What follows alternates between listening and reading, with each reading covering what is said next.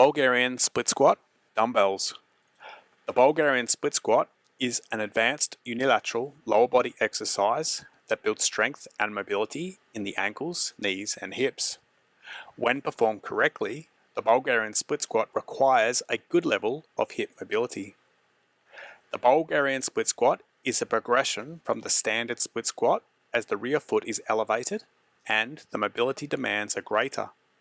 You will need to master the standard split squat where both feet are flat on the floor before you should start working on the Bulgarian split squat. You will need to play around with the position of the front foot. If the foot is too far away from the elevated surface, you will not be able to push the front knee over the toes. If the foot is too close to the elevated surface, you will not be able to keep the heel of the front foot on the floor. Find a distance that allows you to take the front knee over the toes while keeping the heel of the foot flat on the floor. Grip a dumbbell in each hand.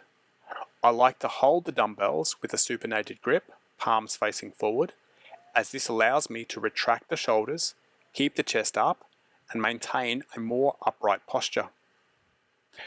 The feet are placed hip-width apart. Imagine you are standing on tram tracks and not on a tightrope. The front foot is turned out slightly, 10 to 15 degrees, and the ball of the back foot is placed on a 15 centimeter elevated surface. It is critical that the heel of the back foot never touches the elevated surface, and both the knuckle of the big toe and the pinky toe are pushing into the elevated surface. The heel of the rear foot should be slightly turned out, as this will internally rotate the rear hip and help to increase the stretch on the hip flexors during the split squat. Think about tucking the pelvis under the torso. Contract the glute of the rear leg and keep it active for the entire set. The aim is to keep the torso as upright as possible. Leaning forward in the split squat will lessen the stretch in the hip flexors, which is not what we want. The movement of the split squat is both forward and down.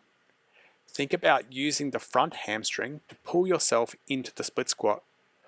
The front knee moves over the toes and the front hamstring covers as much of the calf as possible. We are trying to close the angle between the calf and the hamstring as much as possible without the heel of the front foot lifting off the floor. As you move down and up, ensure the front knee does not collapse inwards. Keep the knee tracking over the toes. As you move down and forward, you want the weight to move more towards the ball of the front foot while keeping the heel on the floor. Your ankle and hip mobility will dictate this range of motion. The aim is to keep the back leg as straight as possible. How straight you can keep the rear leg will depend on the flexibility in your hips. Focus on pushing the rear heel away from the glutes and lengthening the rear leg as much as possible to increase the hip flexor stretch. You will also want to keep the hips square. Do not allow the body to rotate. Use the breath to help stabilize the movement.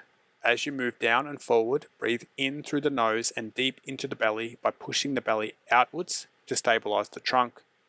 Hold your breath at the bottom of the split squat and then slowly breathe out through your mouth as you stand back up. Perform the prescribed number of repetitions on one side before switching and repeating on the opposite side.